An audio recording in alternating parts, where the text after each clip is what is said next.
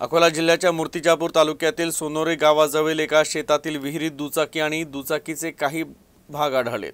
या दोन दुचाक्या चोरट्यांनी विहिरीत टाकल्याचा संशय व्यक्त करण्यात येत आहे।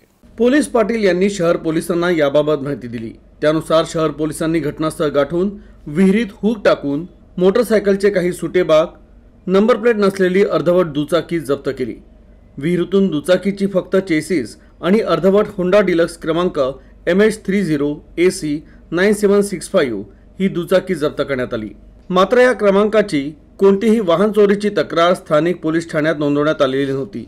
तर दुसऱ्या बाईकचा चेसिस नंबर MBLHA 11AJ9D0096 असा समोर आला आहे। तर या चेसिस क्रमांकाची दुचाकी 2 दिवसांपूर्वी टिपटाळा येथून चोरीला गेल्याचा संशय आहे। पोलिसांनी दोनही दुचाकी जप्त करून पोलीस ठाण्यात जमा केल्या आहे।